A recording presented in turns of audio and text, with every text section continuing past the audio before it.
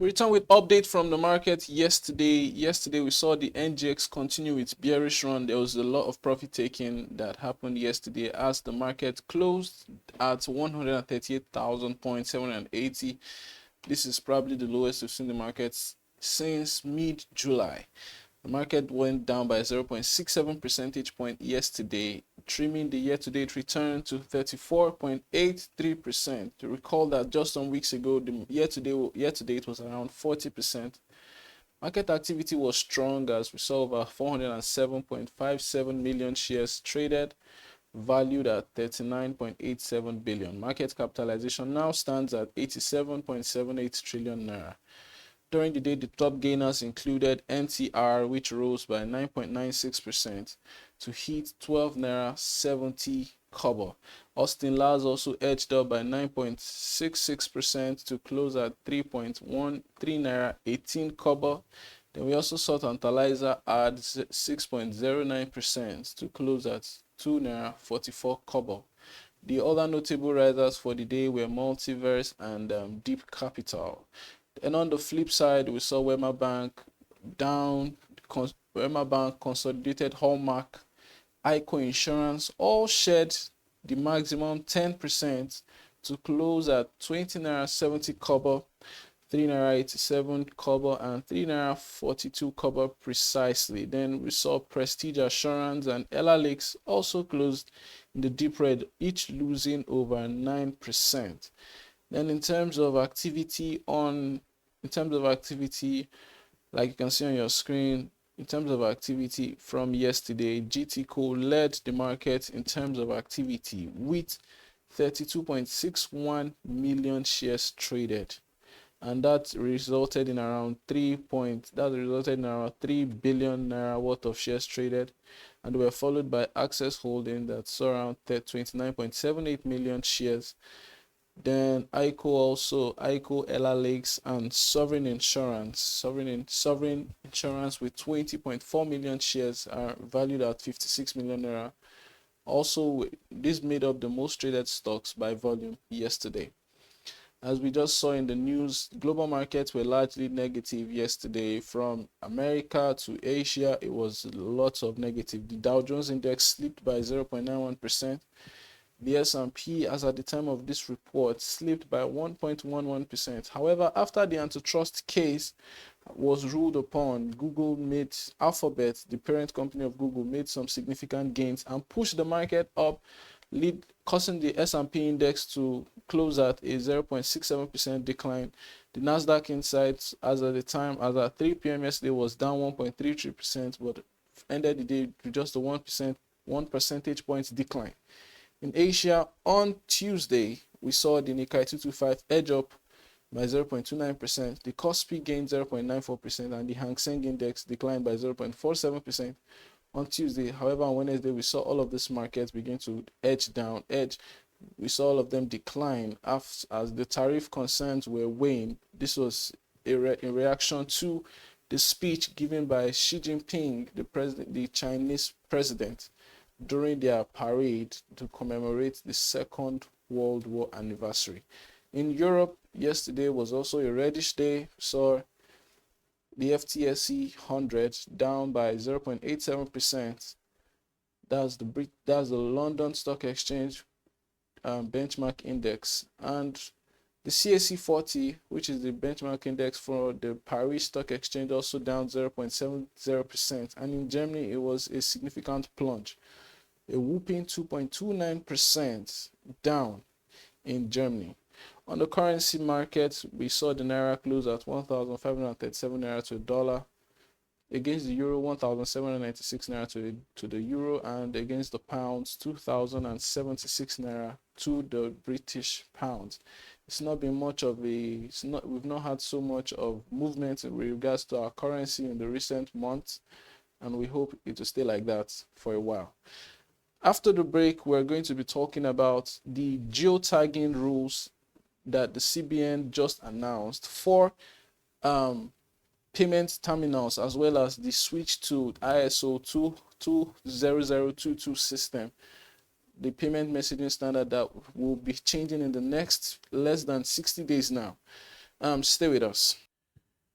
Okay, on the show this morning, we are going to be paying laser-focused attention to the recently announced geo-tagging rules that the CBN just announced on August 25. Essentially, some of the guidelines of that ruling involve the fact that the payment messaging standards would have to migrate to ISO 20022 system, and we have a lot of unbundling to do around that. We want to make sense of some of these rules and some of these guidelines.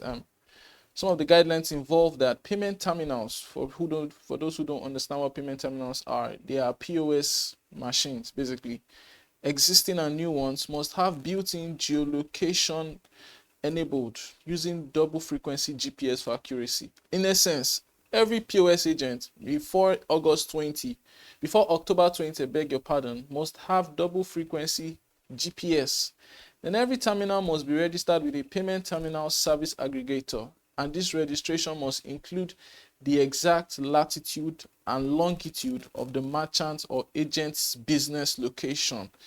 In other words, every POS agent must be registered to a particular latitude and longitude. It's very technical. And the operators must ensure that their terminals and apps are certified by the National Central Switch. National Central Switch is operated by the NIBS, is operated by the Nigerian Interbank Settlement System. And the certification also requires integrating this NCS geolocation software development kit into the POS application. Then also, the terminals must run on Android OS 10. The guidelines also fix a 10-meter radius for the allowed geofence for merchant activity. To help us make sense of all of this, we have Motunrayo Koyejo, who is a fintech engineer on the show this morning. Good morning, Motunrayo. Hi, good morning. It's nice to have you here. Yeah, I'm excited to be here too. Okay, so let's get into it. Why is the migration such a big deal? The migration to this new payment standard, messaging standard rather. Okay, so if you look at world payment systems, for example, SWIFT and Fedwire, they are currently migrating to ISO 20222 at the moment, right? So Nigeria moving towards ISO 2022 is also something that makes Nigeria in that league too, because when they move, it's going to be easier for us to make, cross-border transactions. So we are not left behind, basically, right? So it's very important for us. And also for financial data, so ISO 20022 is it's a standard for payments, right? Standardized payments. So if you look at right now, if you make a transaction, your bank can decide what to send to you as the description or the text, but it's standardized basically. So you have to collect some information, right? So everything is standard. The standard that we're using in Nigeria is also the standards that people in like the first world too are using, right? So I think that it's a good thing if we actually migrate to ISO 20. Okay. So from your perspective as an engineer, now from your perspective, what you're trying to tell me is that, because I'm looking at some of the guidelines, they said the payee location must be involved in the messaging.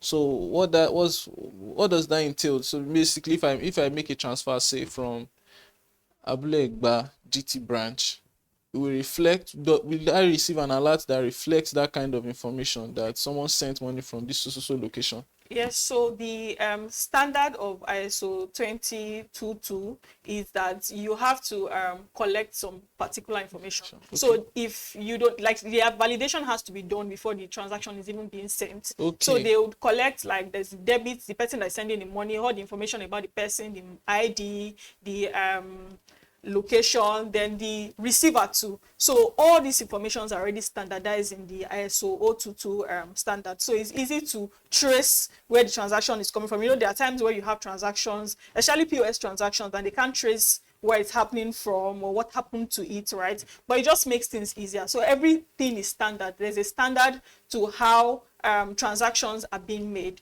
So from an engineering perspective, this means that they have to, the difference between, I'm trying to explain now the difference between the old, what we previously had, and what we are trying to get into now. So the old model, what your bank collects from you when you want to transfer is the amount, the description. That's most of what you send and who you are sending to.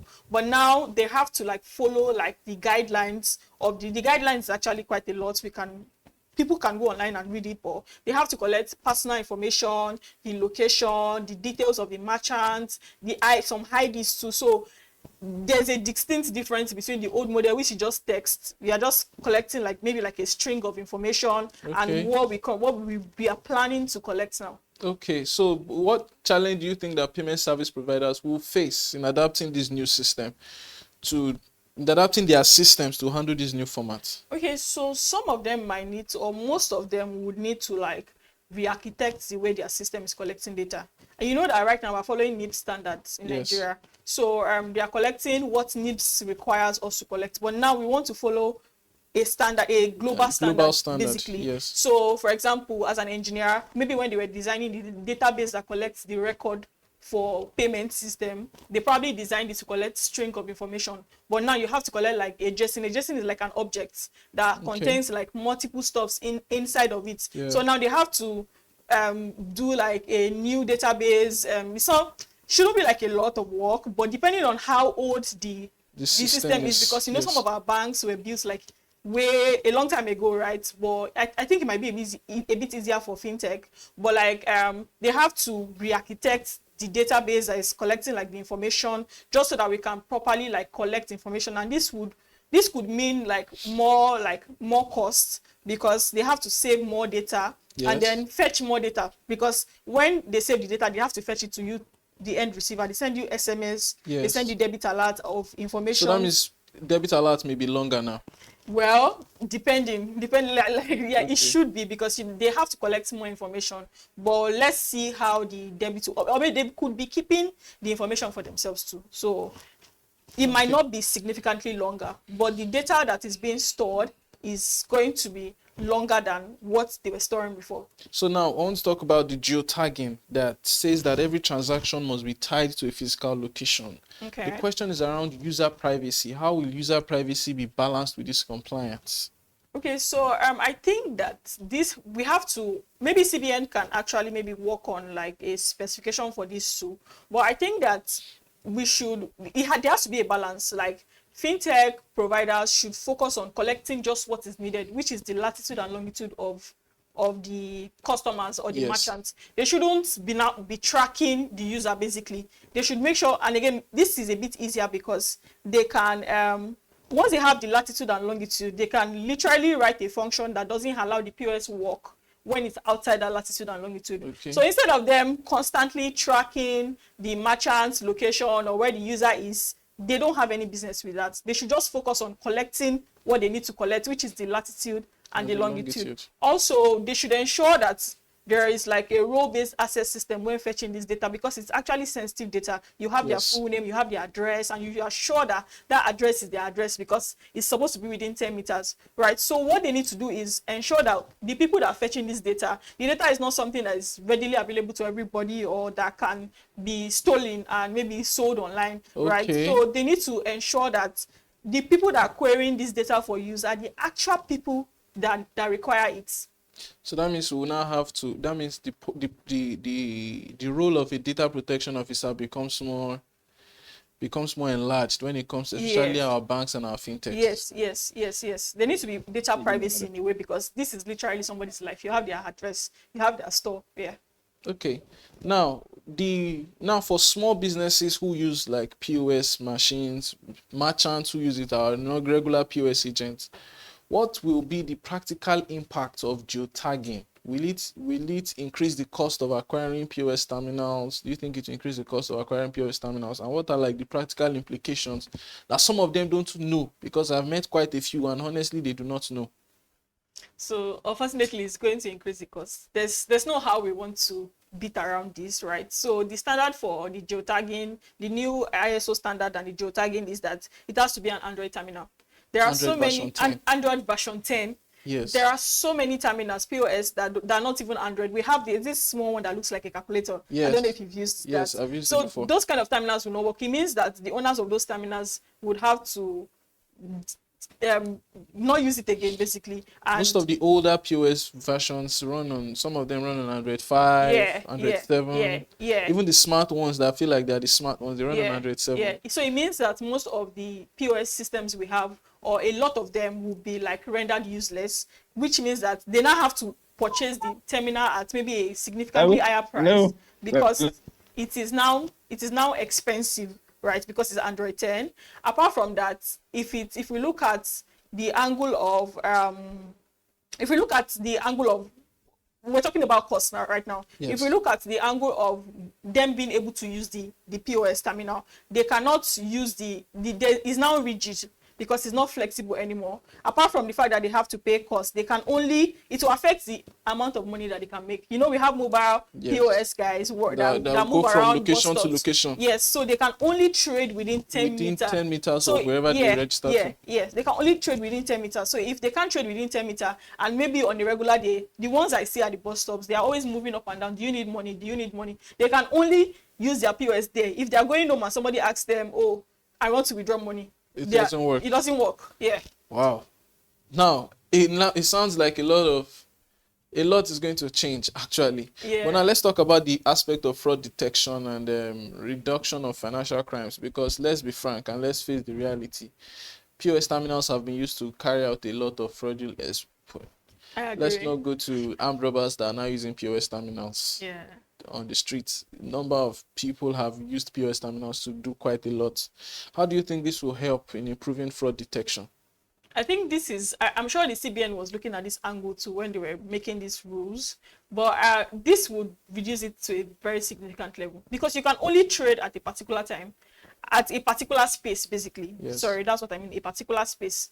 So it means that if you are outside that space, which is 10 meters, so you can say that if I say at the TV and I'm registered at this particular TV, yes, I cannot go and use my POS somewhere else. And if somebody collects money from me at this point, the providers can see that, okay, 500,000 naira was withdrawn at this place at a particular time, and it's within 10 meters. So there's probably only just one shop there.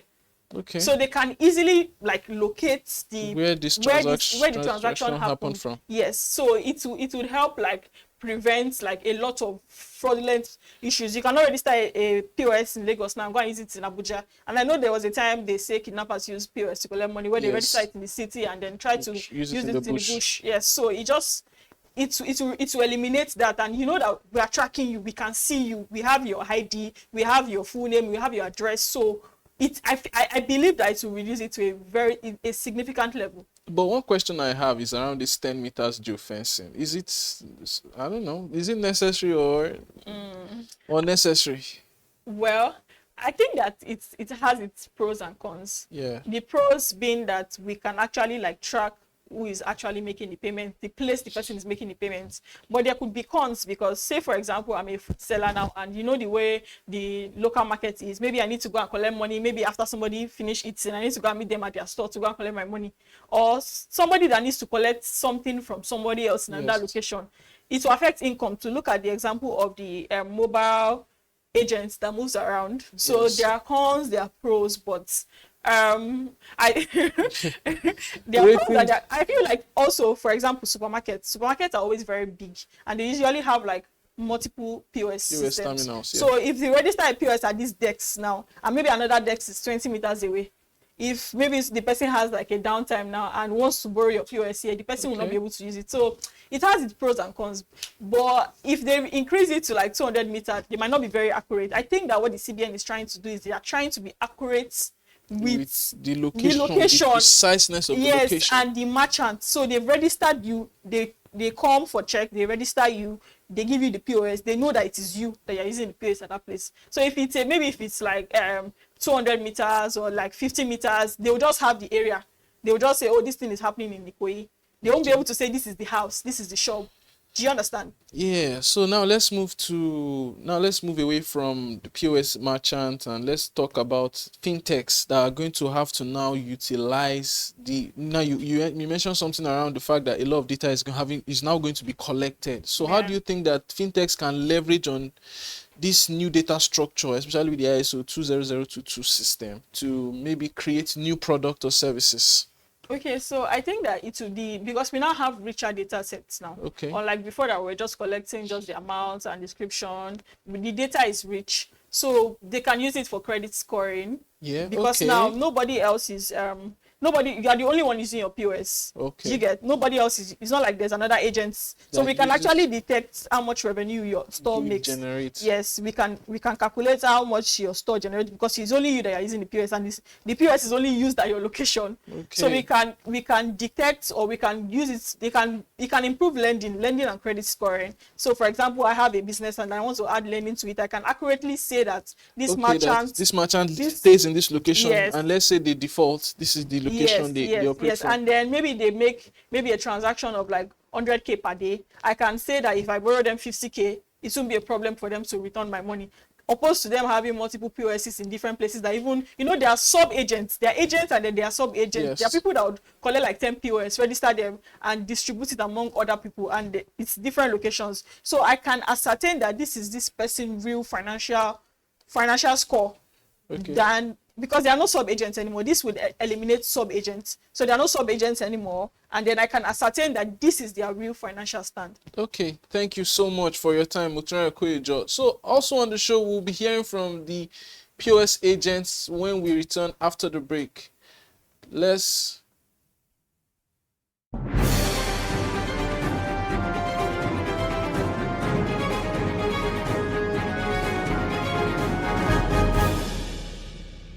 We just heard from Motunrayo Koyejo, who is a fintech engineer. She gave us deep insight into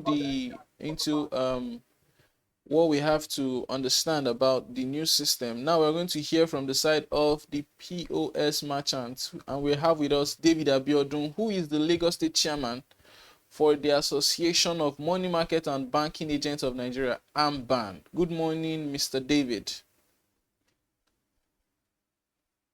Good morning. Can you hear me?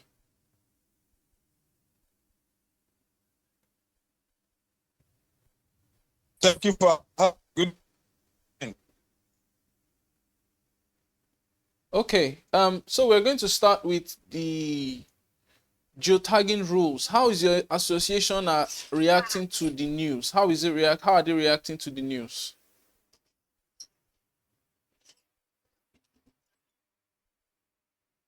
Can you hear me? Can you hear me?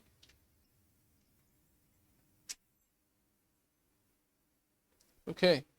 Seems that we lost Mr. David there. I wanted to just have a conversation with him on how POS agents have been reacting to this news of geotagging, because upon my interaction with quite a number of them, I discovered that there is really no advocacy.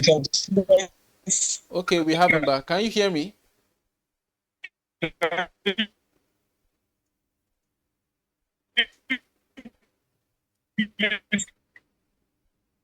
We're having a bit of network challenge with Mr. David there.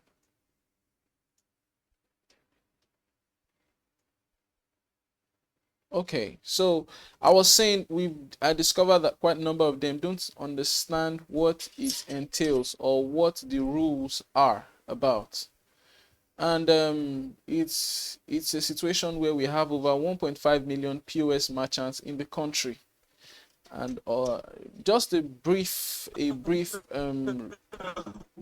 from my own end, I discovered that there's an issue with knowledge. First of all, there's an issue with knowledge. Quite a number of the POS terminals used in the country are not GPS enabled.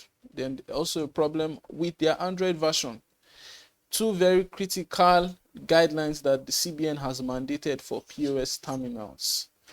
I wanted to have a conversation to know how people are reacting to these things, and we're still having issues, how the agents are reacting to it. In a previous conversation I had with him, he helped me understand that they've not really had any serious consultation with the CBN, and he also spoke about how they are thinking of navigating the issue, and also considering the fact that mobile money operators have not really had a conversation with them on the way forward. Can you hear me, Mr. David? Okay. Okay. Since we are unable to connect with him, I think we'll have to end the show at this point. Thank you for sticking with us on Economy and Market, as we've spoken about the geofencing rules, the geo-tagging rules that the geo-tagging rules as we've seen. Good morning and have a lovely morning. This is Economy and Markets, and I'm David Olujinmi.